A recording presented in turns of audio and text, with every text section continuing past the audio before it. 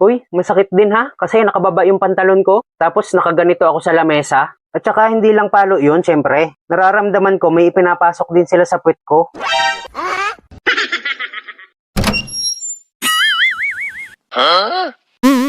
What? Tol, hulaan mo saan ako galing. Saan? Di ba alam mo yung bahay dyan na luma, yung walang nakatira?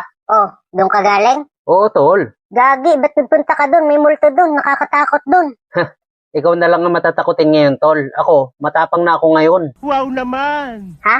Bakit?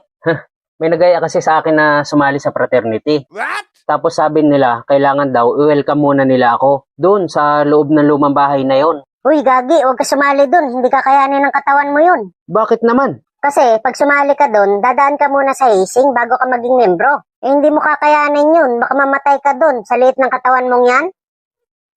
Yan ang akala mo. Huli ka na, tol. Tapos na. Talaga? Ibig mo sabihin, nahihizing ka na? Hazing pala tawag doon. Oo, yung bubugbugin ka nila para welcome. Tapos may ipapalo sa hita mo na malapad na kahoy. Ha? Wala namang kahoy na pinalo sa hita ko. Parang kamay lang naman yung pinangpapalo nila. What? Tsaka hindi ako sa hita pinapalo. Sa puwet. Ha? Paano nangyari yun? Ewan ko, nakapiring ako eh. Pero sigurado ako kamay lang yun. Kasi ramdam ko eh. Ilan sila? 5 sila, tol. Aba, madali lang pala naging hazing sa'yo. Eh, ang swerte mo. Kasi sa iba, halos hindi makalakad pagkatapos ng hazing. Tapos ikaw, parang wala lang.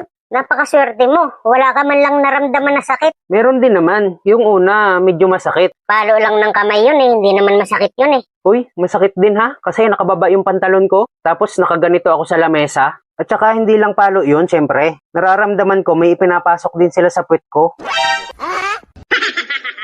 May ipinapasok? Ano yun? Ha? Hindi ko alam eh. Pero ramdam ko mabalahibo eh. Yung una, masakit. Pero yung pangalawa hanggang panlima, masarap na. Wow naman! Tol, sigurado ka ba? Fraternity talaga yung sinalihan mo? Oo, tol. Yun ang sabi nila eh. Fraternity daw yun. Kaya pagkatapos daw nun, matapang na daw ako. Kahit sino na daw bumanat sa akin, kayang-kaya ko na. Tingnan mo mukha ko. Oh, di ba ang tapang? Hindi na nila ako mabubuli ngayon. Tol, sa akin ka maniwala. Sigurado ako hindi fraternity ang nasalihan mo. Bakit? Paano mo naman nasabi? Eh wala naman ganun eh. Hindi naman ganun ang hazing sa fraternity. Ha? Hindi ba ganun yun? Hindi ganun yun. Kilala mo ba kung sino mga nagaya sa'yo? Hindi ko kilala eh, pero sabi nung isa, tumakas lang daw sila sa kulungan. What?